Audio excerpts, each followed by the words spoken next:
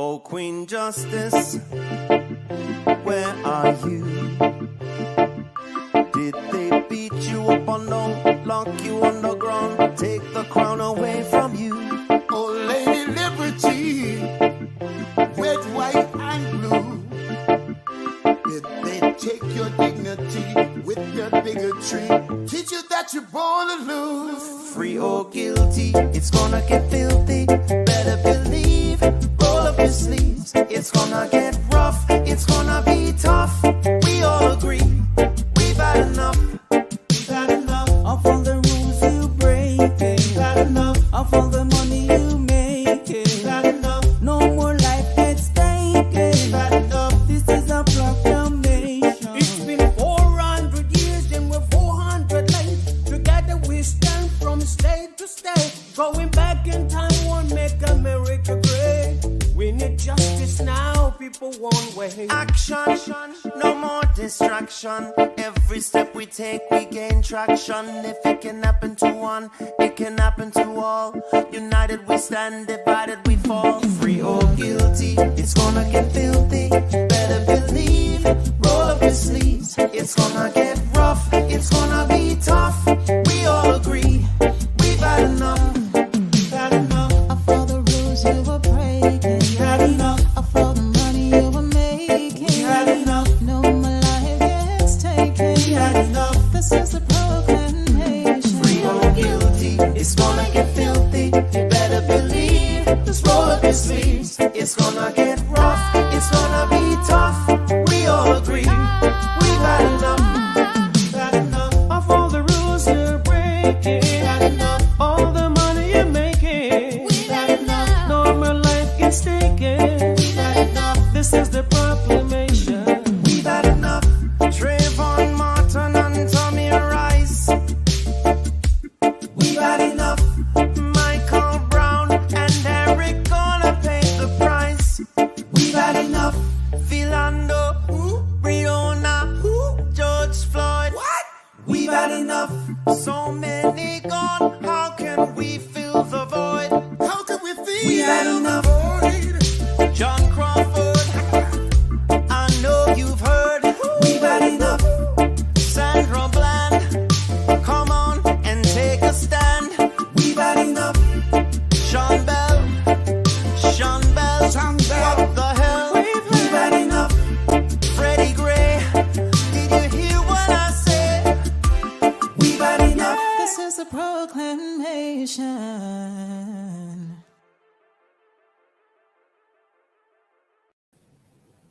I'm Al McFarlane. Welcome to Conversations with Al McFarlane. Happy New Year. Happy New Year, everybody. My colleague and friend Dee Phillips is here. Dee, Happy New Year to you. How you doing? Pretty good. How about you? So far, so good. I'm excited and hopeful and positive, despite a challenging 2021. Yeah. Looking forward to a more peaceful, more engaged, more connected 2022. So I'm leading with hope and maintaining a high expectation that we will be better, we can do better, and we're going to be able to do this together in terms of building neighborhoods and building community. What do you think?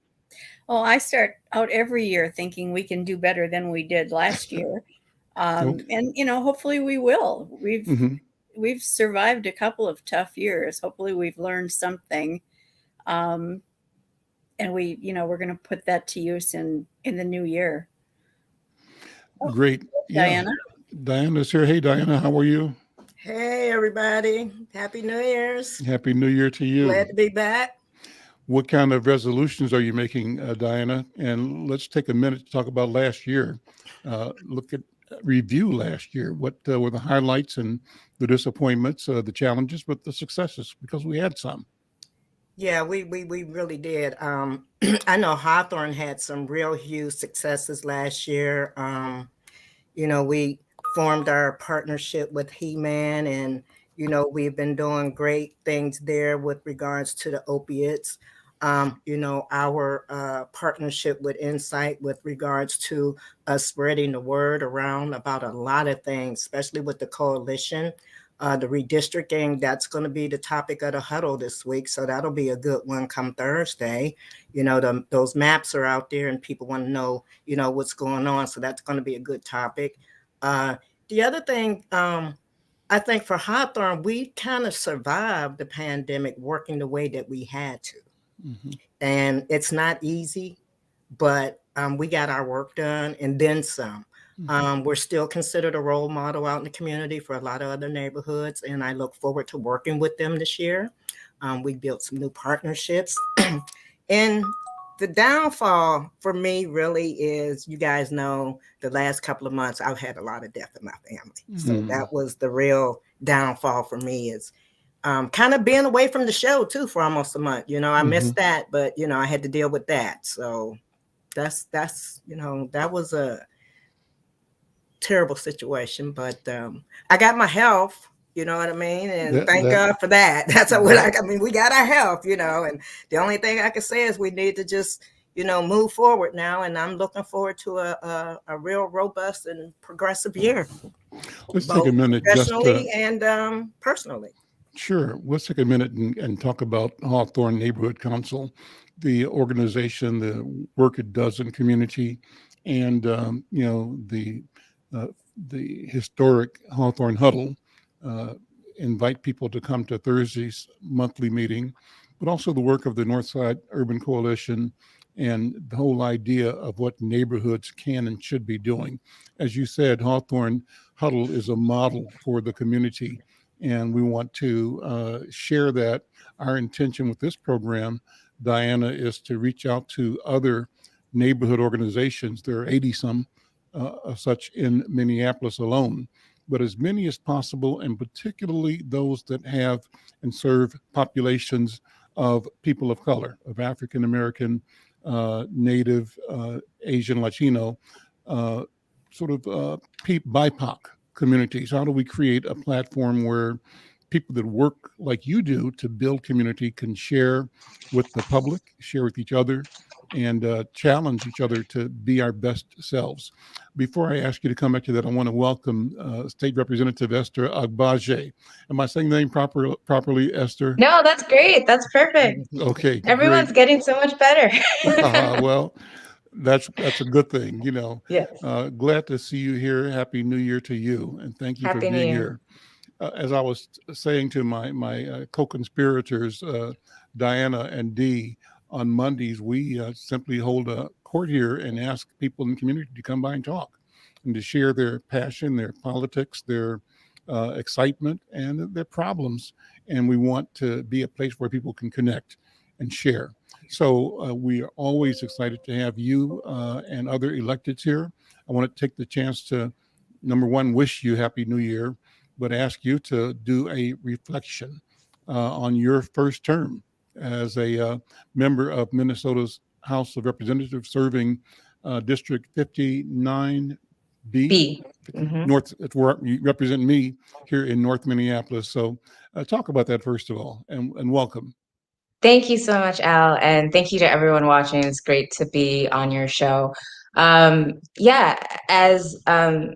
Al said, I am the new state representative for House District 59B. It covers the area of North Minneapolis, from basically south of West Broadway Avenue going into the North Loop and into downtown Minneapolis.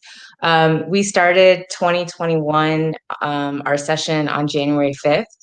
And as many of you know, the day after was January 6th, which was the insurrection in Washington, D.C.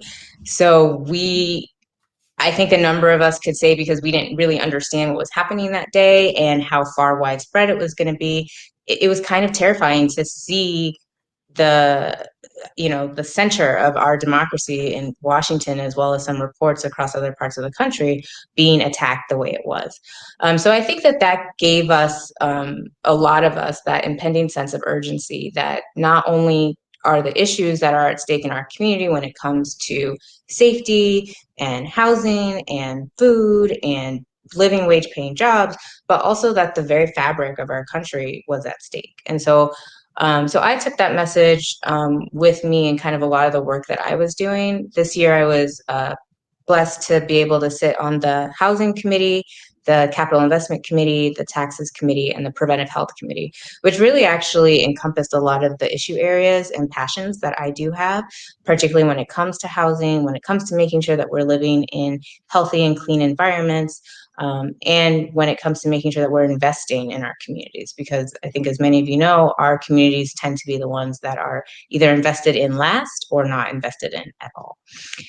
So I think, some of the things that I'm really proud of this year, being able to do is, obviously continue to push the conversation.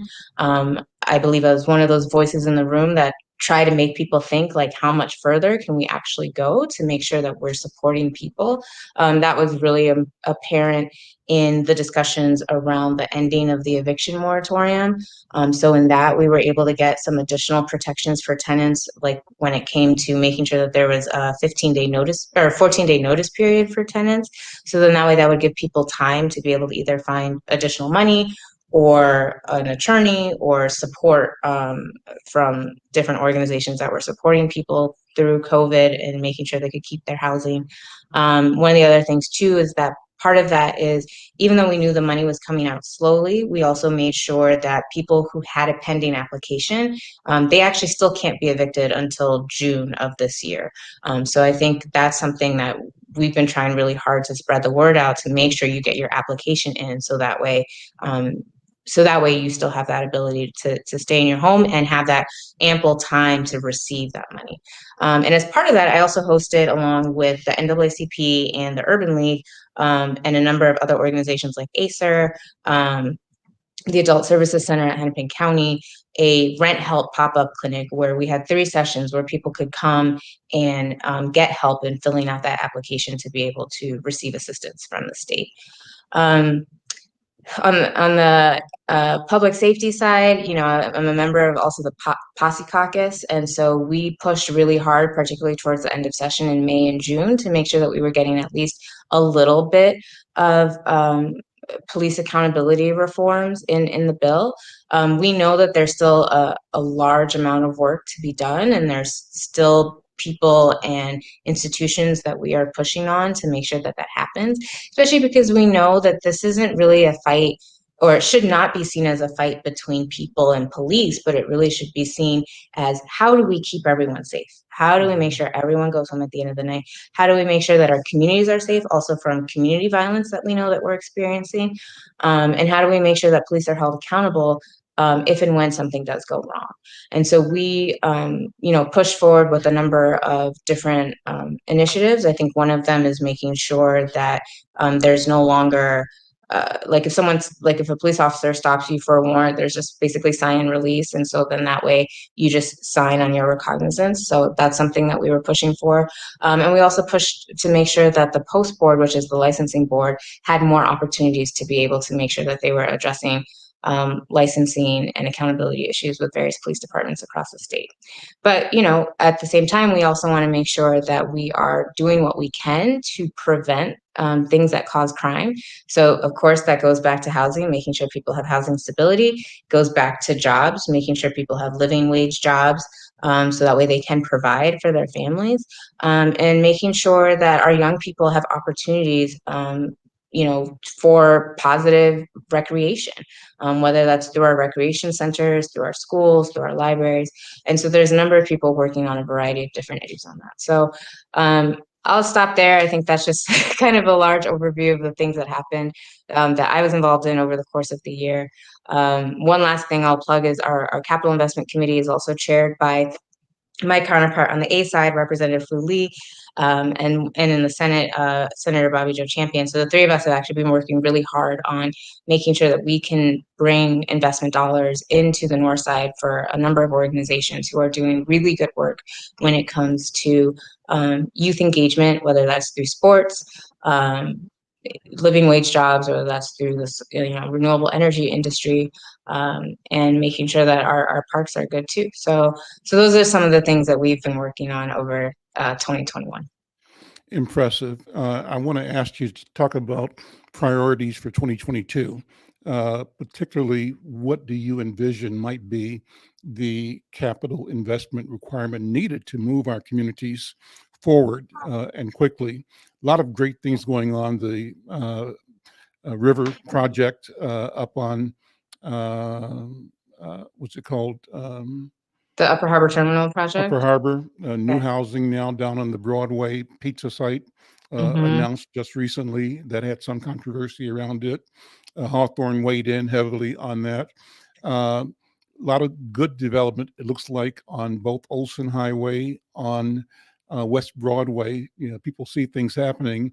And then the question of transportation is back at a high priority level because of what didn't happen. So I want you to talk about those things in just a second. I want to also, Representative, give people another chance to learn about your personal story again. You've got a wonderful story. It's good to see a young woman, a young Black woman, a young African-American woman, a young woman who's first generation, I believe, doing a lot of things, a young woman who's a lawyer with a major firm in downtown Minneapolis. So you've done a lot of great things. So take a minute to talk about your own personal story. How does the 5-year-old Esther becomes the 25-year-old, I'm not sure your age, You're too kind. 25-year-old leader in the legislature? How does that happen? Well, first off, I'm not 25, but thank you. I'm glad I still have that youthful glow. You do. A little bit, just a tad older than that. But yeah, I mean, so for people who may not know, I am born and raised in Minnesota. I grew up in St. Paul. Both my parents immigrated to Minnesota to attend the University of Minnesota from Nigeria. So yes, first generation, both me and my brothers were born in St. Paul. We went to St. Paul Public Schools. My dad is a priest in the Episcopal Church, so because of his job, and his training, we have ended up living and moving to different parts of the United States. So we spent a lot of time in Virginia, both Northern and Southern Virginia, different parts of Minnesota. He came back and did his deaconship in Brainerd, so up in central Minnesota. And they also spent a significant amount of time in Chicago too. So, and then once I, graduated high school, I moved around a lot myself. But I think a lot of our formative years, especially for me, were in Minnesota. I mean, I also went to high school in Minnesota. I went to a high school in Faribault. So Minnesota has always kind of drawn me back. And I really just appreciate this state for some of its hospitality to my family. I still have cousins and aunts here. And we've just seen that, from some of the opportunities we've been able to have, it's just been a good place for my family. So I'm happy to be back. I did, after high school, I graduated, I did go out east, and I have multiple degrees, as any Nigerian American child probably does. So I went to the George Washington. What are your degrees? George Washington University is where I received my bachelor's in political science. I did go to the University of Pennsylvania for my master's degree in public administration. And then after a career with the U.S. Department of State, working on Middle East policy issues in countries like Egypt, Bahrain, Oman, Tunisia, I then went to law school at Harvard Law. So, and then after that, I said, I want to come home. So I came back to Minnesota. Yeah, but it's been excellent. Throughout that whole journey, I've also spent a lot of time in public service, and a lot of what I studied was also public service and how to make communities better. I remember when I was in Philadelphia, we spent a lot of time actually on promising practices that cities could implement, particularly when it came to blighted neighborhoods and what it meant to kind of either have the city or have organizations buy different buildings and apartment units and be able to fix those up and renovate those, so that way you would have a thriving community. Same with empty lots, turning those into gardens or into recreation areas where kids could play. And then when I was with the State Department, some of the things that we worked on a lot too was really ensuring that a lot of local organizations in these countries had the ability, not either from a financial perspective or a partnership perspective, had the ability to advance laws and policies that they wanted to see to make sure that women were more included in the society, young people had access to capital if they wanted to become entrepreneurs, and that also their leaders were also promoting laws that would promote and advance freedom of speech and freedom of assembly. The time I worked there was during the Arab Spring area. So there was a lot of upheaval in both Tunisia and Egypt and Libya and so many other countries. Were you on the ground in Egypt? Did you get a chance to visit Bahrain? I did get a chance to visit afterwards, not during the main protests, but afterwards. And, you know, one thing that was really interesting being there, so many people were just so excited for the new opportunities that were coming up in their countries, for the ability to be able to speak more freely, and for the ability to be able to kind of join different organizations and push forward on various agendas that people had kind of been working on slowly. So that was really good to see, and it was good to see that the projects that we were supporting were thriving during that period. Before then, the subsequent coups that have led to, you know, I think it's still a work in progress in Egypt right now. So. Where were you born? What town were you born in Minnesota? St. Paul. So across the river. but high school in Faribault, right? In Faribault, yeah. That's what I was thinking about. I came to Minnesota from Worthington, Minnesota. My parents moved from Kansas City up to Worthington, where my dad worked. And so while I lived in Worthington for maybe a year or two after high school, after a year of college or so, I came to Twin Cities from Worthington, and I was anxious. I was pining to get to the action because I thought a lot of great stuff was happening at the University of Minnesota. There was this militancy going on in Twin Cities. I don't think you were born yet. I'm talking about 1967, 68, 69. And so that's when I first came to Twin Cities.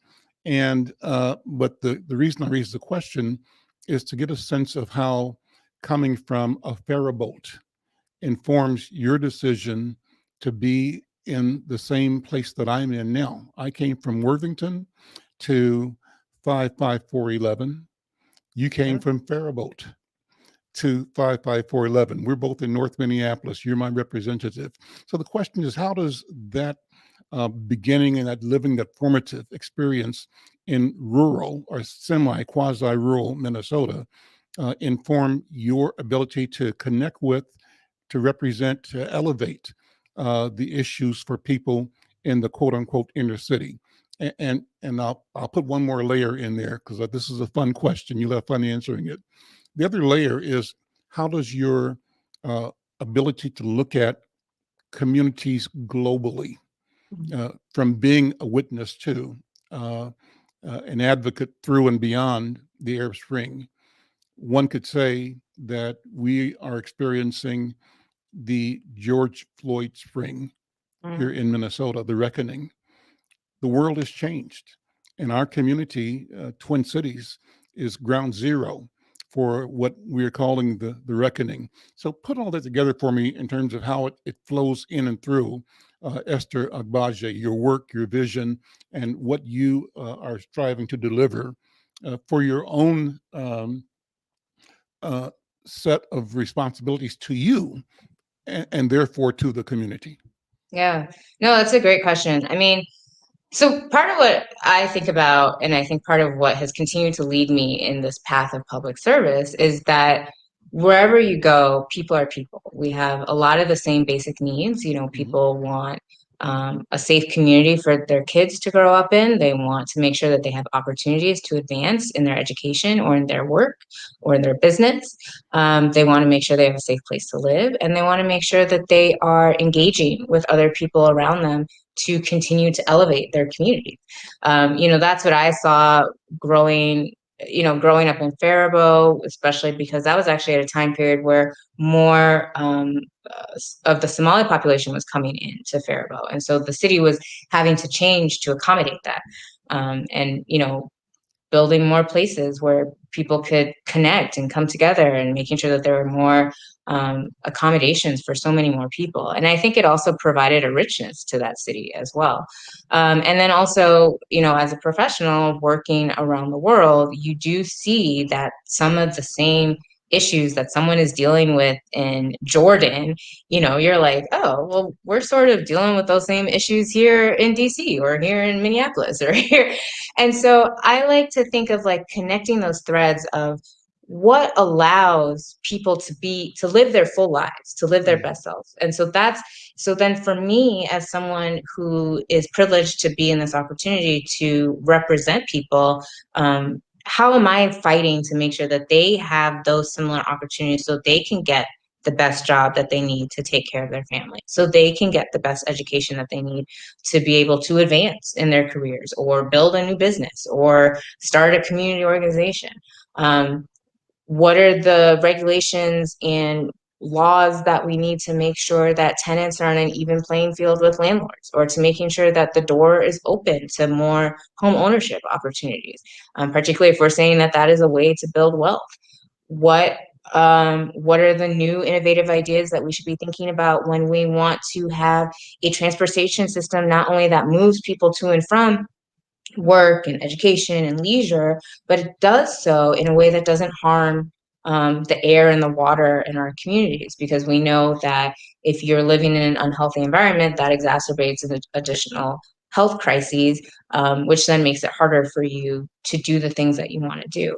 And so that's sort of what I'm always taking from those experiences of how, who are the people I should be talking to, who are the lead players, what are the initiatives that people have, what are the programs people are doing on a small scale that we can help scale up to support more people. Because I think at the end of the day, it's how can we make sure government works for people in a way that they can pursue their dreams. And I think that that's something that a lot of communities, particularly in more urban areas, sometimes don't get to see. And I think you could kind of say that for some people in rural areas might say that too, that they also don't always get those opportunities because they think they're left out or left behind. And I know that that happens a lot in inner cities. And so I think it's how do we bring opportunity to everyone? How do we bring opportunity, especially to those who have not usually been part of that equation? So that's what I usually try to think about it. And then going back to one of your earlier questions of like, what are the goals that we have, especially for capital investment? Mm-hmm. That's kind of what I look at when someone presents to me an idea for investment, right? It's like, okay, does this help our kids? Does this make sure that our kids are okay? Does this make sure that our kids have a safe place to play, a safe place to learn from adults in their community, where they can grow and engage with each other as well as with elders in their community? Does this project make sense from an economic development perspective? Will it be bringing more businesses and investment here, but in a way that's going to engage the people who already live here, so we're not pushing people away? And the same with the light rail that will be coming in. Are we doing that in a way to make sure that that's also bringing additional investment into the community, but making sure that the people who already live in this community can be the first ones who benefit from that? So I think those are how some of my experiences have influenced the way that I think. Some people may say that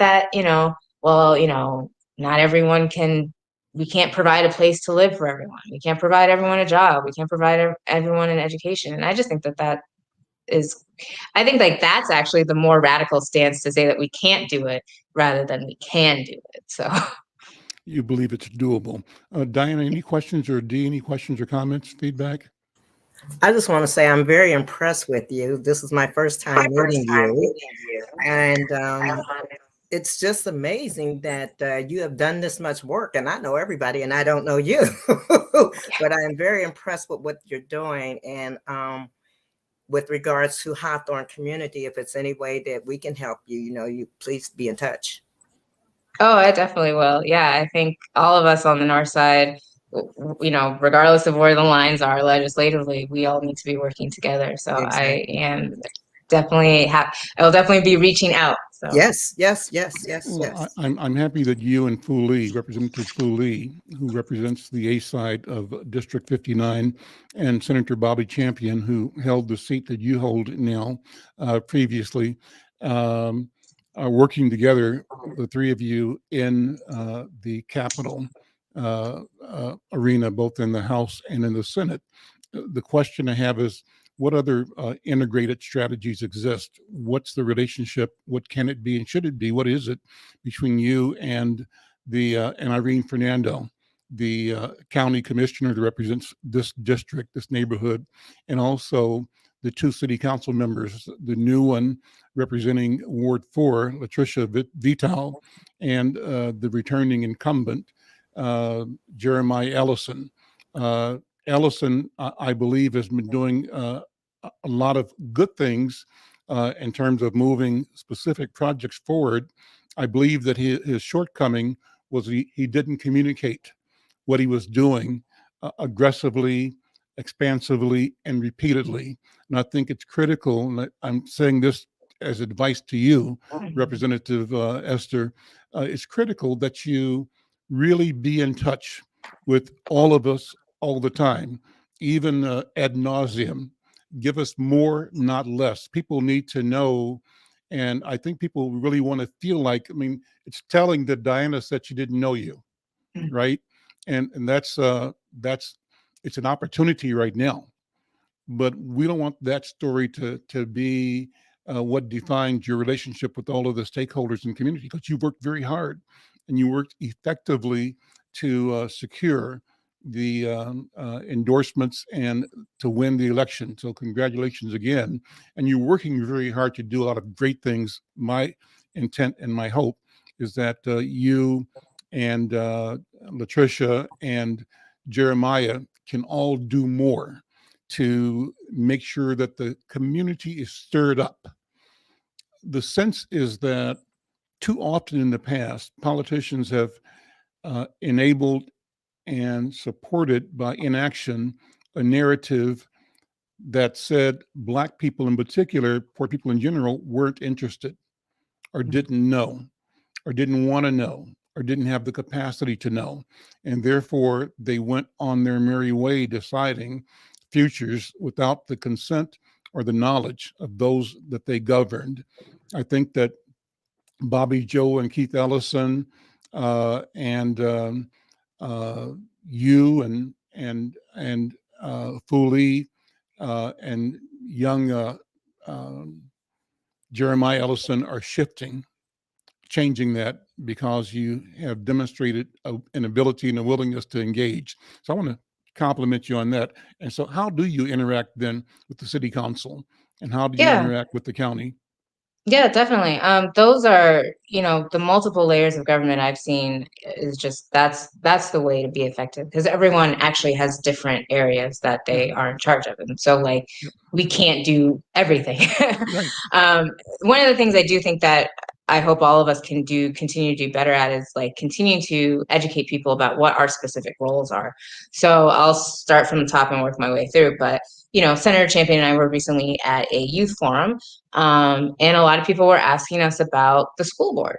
And while we care very much about the schools and we want to make sure our kids are supported, our teachers are supported, our support staff is supported, the most we can do at our level is ensuring that the funding is there.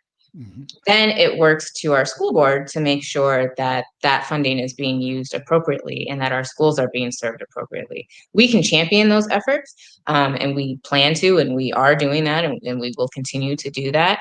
But it was one of those places where it's there's different roles for each of us. And so luckily at that meeting, Director Sharon Elamine was able to be there, so she was able to talk to the students and tell them more about what was happening at the school board level. With the county, Commissioner Fernando and I actually work really well together. We've been talking back and forth about the light rail, kind of where it could go, what the implications could be, concerns that we've heard from people who come to us about it, as well as concerns that she's heard from people, and opportunities for continued engagement.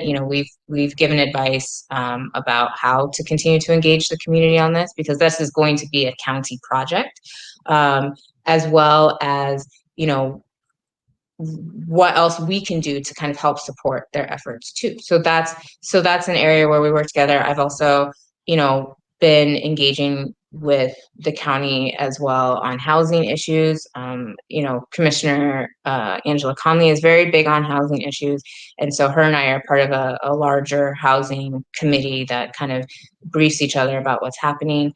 And then with the city council, Jeremiah and I have worked really well together this past year in terms of keeping each other informed about what's happening at both the state and the city, figuring out, what are ways that we can support each other, figuring out, particularly again on issues about housing and the environment, how we can work together in those.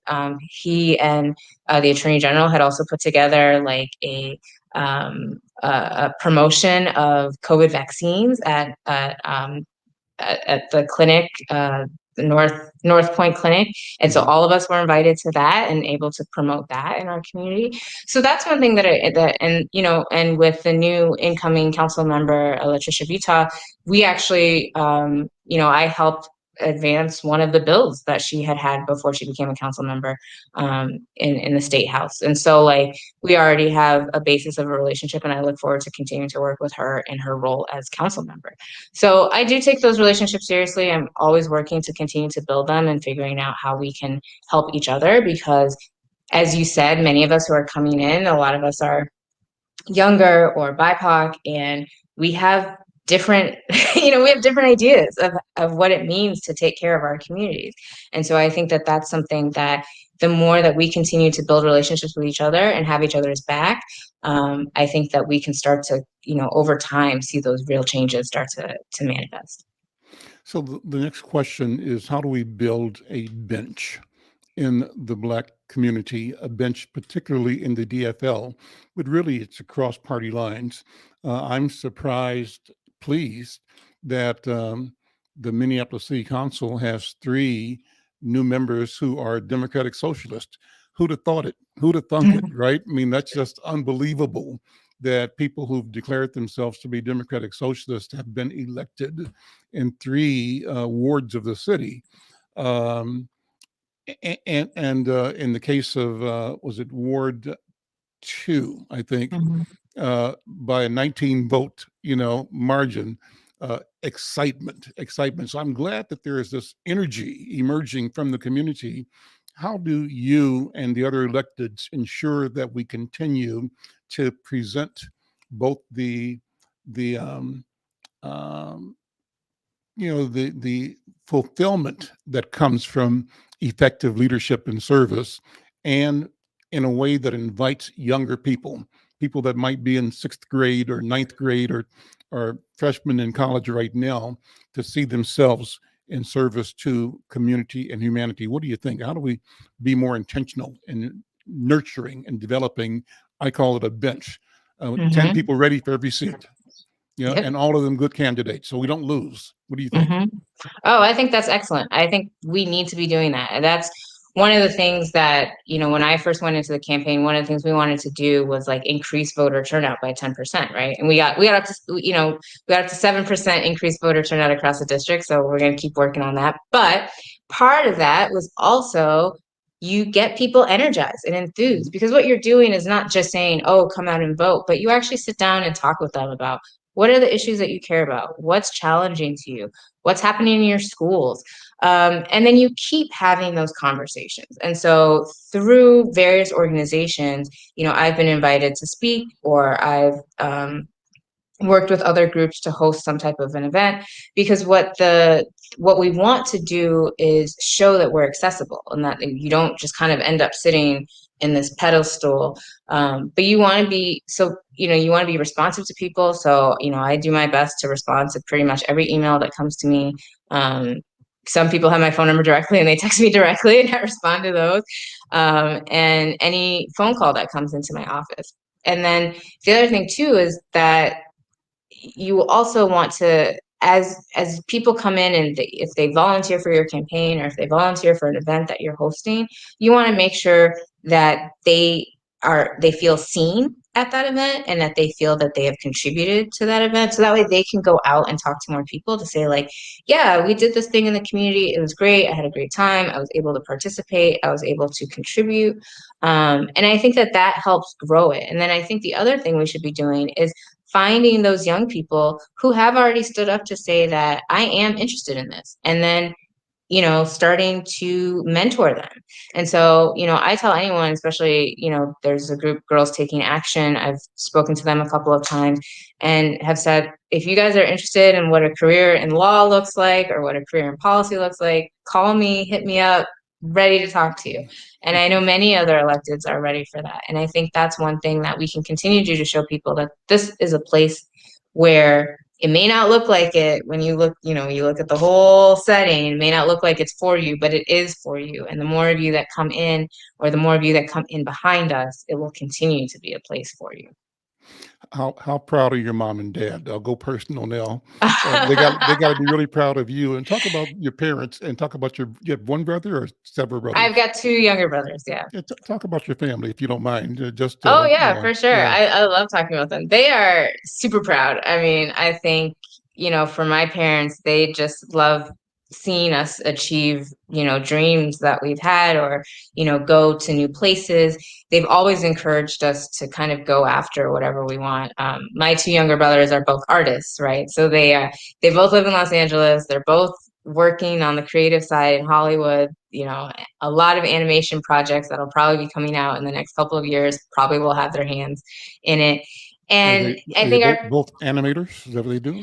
So they are on the more like buying and selling of TV shows, but they do have their own project that they have animated, and so hopefully that one will get picked up. Okay. Fingers crossed. But yeah, I think maybe a new Black Panther. You never know. You never know. Okay. You never know. So I think our parents are really excited about what we've been able to accomplish, and I think a lot of that is because they supported us. They encouraged us. They they made sure that they were there for us. And so I will always be fully appreciative to them of that. And I think it's funny because in high school, so many people always went up to my parents. They were like, how did you raise 3 excellent kids? I don't know. But so that's, everyone says a lot of people say that they have really good parents, but I think I got really lucky with them. So I'm really happy about that. Well, I think they got lucky with you as well. And so, listen, thank you so much for taking the time. I'm going to invite you to come back as often as you like. Yeah, please do. Happy to always chat. So. Yeah. Great. And I know you've got some more meetings to get to. I'm hoping that your colleague, Muhammad Noor, might join for the balance of the program, but if not, today he'll be back at a later date. But Esther Agbaje, thank you so much.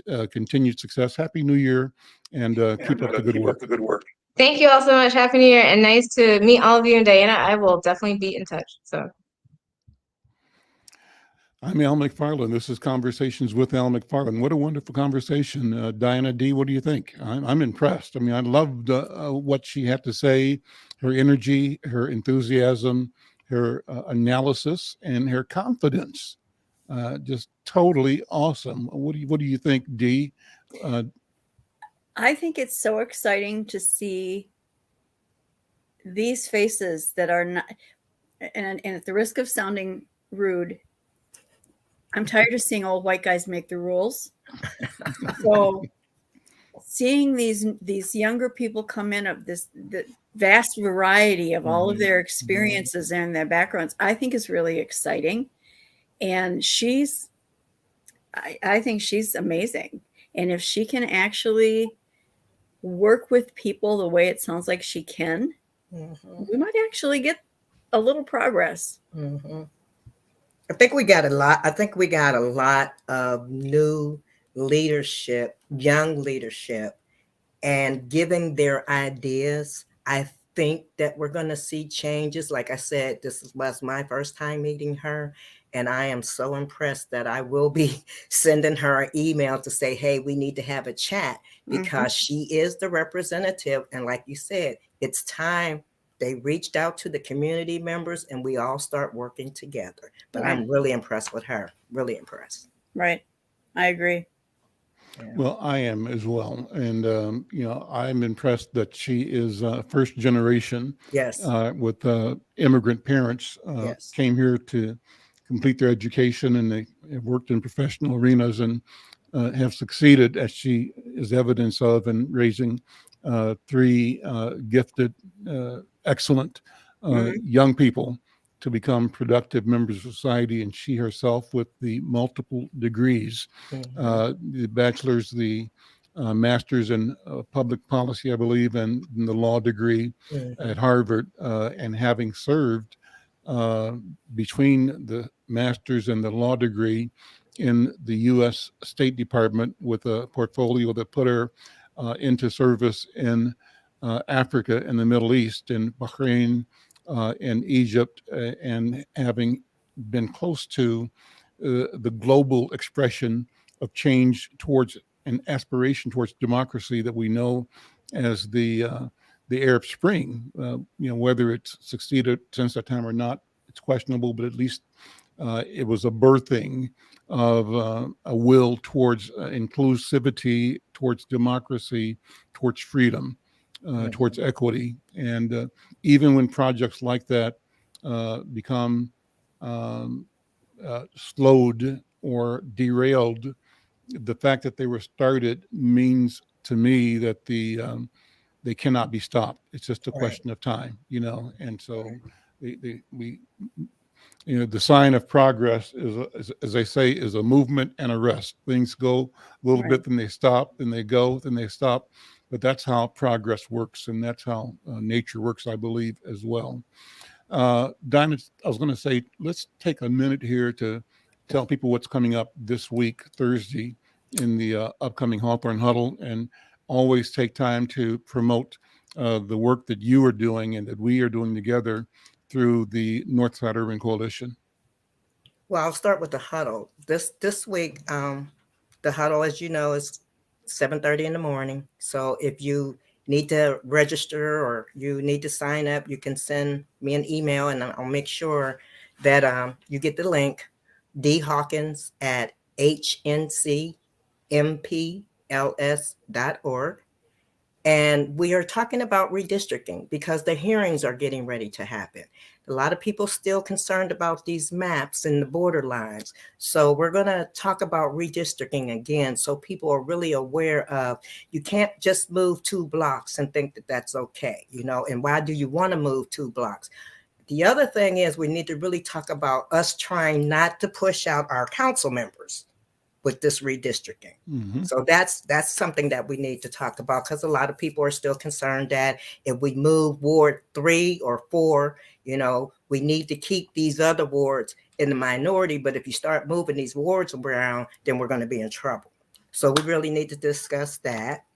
The coalition this month, we're trying to put together around the mental health with regards to when we get this COVID, how is it really affecting us? I mean, they're telling you that you got to quarantine for 2-3 weeks. You can't have people now around it's 5 you. days. They just changed it to 5 Yes, days. so now they changed it to 5 days, but 5 days is still not enough because people are going back out and they're getting the COVID again. So how is that really affecting the mental health? So that's kind of what our topic wants to be. We want to have our topic on with regards to the coalition, because it's still playing part of the health and well-being, because a lot of people don't understand that when you get this disease, it does play on your mind, because you don't know what it's going to do to you, whether you're vaccinated or you're not vaccinated. Just this morning, I saw the long lines up where I live at, where people are trying to get vaccinated just to get their kids in school. So I mean, this is really something, and a lot of people are just shoving it off, but this is serious. And we have this new virus out here that's just, it's running rampant. So those are the 2 things that's coming up. But as always, like I said, it's good to be or have a partner like you, Al, where we can have great dialogue, get the word out to everyone. I mean, I know a lot of people listen to the show. A lot of people send me emails about what we talk about. So that's great to know. And I encourage anybody, like you said, if you're listening, you're in a leadership role, join us on Mondays, because this is open dialogue that we have. We're concerned about what's going on in our neighborhood. And I personally, as an executive director of an organization, organization for Hawthorn, I'm concerned what's going on in Hawthorn and the surrounding areas, because there's been over 300 nonprofits that have closed up, and we need our nonprofits. We really do, because we need to have the community involved with the government and the residents. So we just, I just encourage everybody that we have to be, very open-minded, and we need to all work together. One of the things I love about the Hawthorn Huddle, Diana and Dee, is the regular reports we get from the Minneapolis Health Department. Wonderful reports from their chief. I think she's an information and epidemiologist. I'm not sure if that's the right title, but Luisa Pessoa, Grandal Pessoa, gives an excellent overview about the status of the impact, the transmission of COVID-19 in the city in general, and in our neighborhoods in Hawthorn and Woodard, Homewood, and near North in particular. And she talks about accessibility for vaccinations, for testing, and gives us kind of a regular monthly update. I think that's great information. And I think that we're doing a great service to the community by keeping that conversation front and center for our community. I also like the fact that we have our friend and partner, Bill, from the Minneapolis Police Department, giving an update on what's trending in terms of both things we have to worry about, like crime. He gives us an actual report on the number of level 1, level 2, level 3 crimes, property crimes, assaults, murders, rapes, arsons, things like that, car thefts. And we talk about some of the reasons that some of these things either upticking or downticking, could be seasonal, could be other things. But that's a great service to have.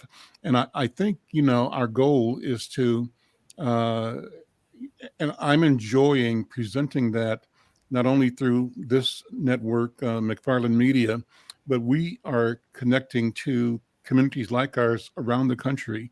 This is being streamed live at Black Press USA. And so the question is, what does something happening in Hawthorne neighborhood in North Minneapolis have to do with Black people anywhere else in the country? Well, Esther just said it all. She made it plain and clear that what happens in the country of Jordan, in Egypt, how people are impacted by how they organize to deal with challenges and problems are somewhat, and most of all, their aspirations to be decent human beings are the same. Right. There's variations on the theme. So I think this conversation, local as it is, has national and global implications, because we're showing our people being together, solving problems. We're presenting ourselves as problem solvers, not as the problem. Like I said before, too often the old model was to look at us as the problem and not as the solution. We, by our presence and our work, are saying, no, we are the solution. And there is no solution unless it's one that we own. And therefore, we lay a demand on ourselves and on community for resources and tools to facilitate our ability to serve ourselves. So that's basically it. Yeah, I've always felt don't do it to us, do it with us. There we go. That's all I ask. Of any organization, any government agency, do it with us. We have to be part of the whole thing. So I'm actually hoping that one of the things that I would like to see happen is, because this is going out, as you say, nationally, maybe something we talk about will come back to us. We talk about reforming the police and we talk about all of these changes. Well, maybe in some little town or some city in the country, they've done something and somehow we can hear about that, and maybe it will work for us. Maybe it won't, but we have to have discussions about the changes that we want to make, and we can't think of them all ourselves. We need other people's ideas and other people's input. So I'm hoping that we get that, as well. That would be great. And one of the things we do is that we stream this both on YouTube and Facebook. Insight McFarlane Media has a small YouTube presence at the moment. We're growing that. And so I want to take the opportunity to ask anyone who's listening on YouTube to subscribe to our channel. We would love to have this program, this channel grow to from 200 subscribers to 1,000. That's kind of our short-term goal. And so if you're watching this on Facebook, or if you know about us through YouTube, we'd like you to go to YouTube, find the program and like it, share it, and subscribe. We want to build our subscriptions up to the number. One of the things that I see here on the chat, we had comments from Lee Henry Jordan. Lee, thank you for watching so much. And he said, praying for Diane, for your family. Lee is our buddy, our friend. And congratulations to Representative Esther for making the mark. And I want to acknowledge that Alicia Gibson, who was a candidate in 10th Ward, was on and watching, and thank her for being a participant, for being a candidate. She says, in 2022, I think it'd be really interesting and healing to have people from other neighborhood associations join you, Diana and Dee, particularly from South Minneapolis, places like Whittier and Lowry Hill East, where there are lots of young people who don't know about the history and the current realities of North Minneapolis. So Alicia, great comment. We're going to ask you to help us make it so. Yes. That's exactly what our intention is, what our desire is, and we want to do that. So if you will help us, Alicia, we thank you. And Betty came on just after that saying, Alicia, I was thinking the same thing, that we need to look at Minneapolis as a whole. Betty, thank you so much for your comment. Yes. And I'm going to ask you as well to help us make this happen. So at the end of the day, if you are connecting through YouTube or even Facebook, go to YouTube, find this program on YouTube. It's either the Al McFarlane channel or Conversations with Al McFarlane on YouTube, and both like, share, and subscribe to the channel. And let's build this. I want to build an audience of 1,000 subscribers to this YouTube channel. And then secondly, if you are joining us through Facebook, we want to have you be part of building a network in the neighborhood network of organizations like Hawthorn, like Jordan, like Cochran and Powderhorn, and like Whittier, and the others that Alicia mentioned, Lowry Hill East. Let's create a place for us to share and explore and elevate the work that we do in community. Well, with that, I want to say thank you, as always, Dee Phillips. Thank you, Diana Hawkins. Thanks again to Representative Esther Abaje, and a great program. Thanks to those who are listening. Alicia, thank you. Betty, thank you. My brother, Lee Henry Jordan, and thanks to everyone else. Like us, share, and subscribe. I'm Al McFarlane. We'll see you next time.